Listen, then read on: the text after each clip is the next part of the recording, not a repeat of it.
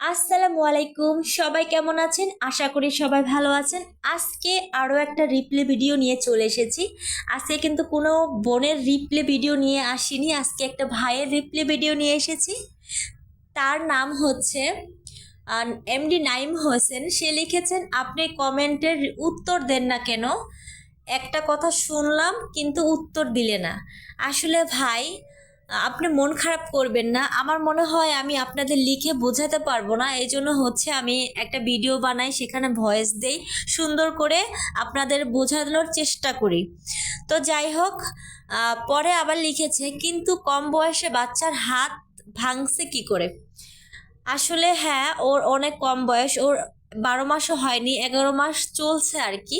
ওকে আমি জাস্ট খাটে রেখে, মানে আমি ভাত খাইতেছিলাম, ভাত খাওয়ার পরে ওকে জাস্ট খাটে রেখে আমি রান্নাঘরে গিয়েছি, মানে 1 মিনিটও হয়নি রান্নাঘরে গিয়েছি। আমি রান্নাঘরে গিয়ে জাস্ট কলটা ছাড়ছি, তখনই এমন শব্দ হয়েছে মনে হচ্ছে যে বিল্ডিংটা ভেঙে গেছে, মানে বিল্ডিং কেঁপে উঠছে আর কি।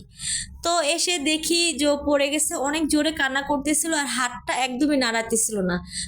পরে আমার সন্দেহ হয়, আর আমি নিচে নিয়ে যাই, মানে আমার মামি শাশুড়ির কাছে নিয়ে যাই, নিয়ে দেখালাম যে মামি একটু দেখেন, ওর হাতটা তো নাড়াইতেছে না।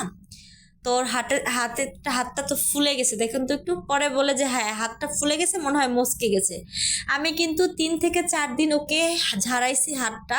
ও ছোট মানুষ, বলতে পারে নাই যে আমার হাতে এত ব্যথা বা হাড্ডিটা ভেঙে গেছে, ও বলতে পারে নাই, আর আমিও বুঝতে পারি নাই। তো পরে যখন দেখলাম যে ওর হাত ভালো হচ্ছে না, হাড্ডিটা ওই জায়গাটা আর কি শক্ত হয়ে কালো হয়ে গেছে, তখন আমি কিন্তু ডক্টরের কাছে গিয়েছি। তখন এক্স রে করার পরে ধরা পড়লো ওর হাড্ডিটাই ভেঙে গিয়েছে। তো আমার মতো কেউ ভুল করবেন না, এরকম হাড্ডি মচকে যাক আর ভেঙে যাক, অবশ্যই ডক্টরের কাছে যেয়ে চেক আপ করে নেবেন।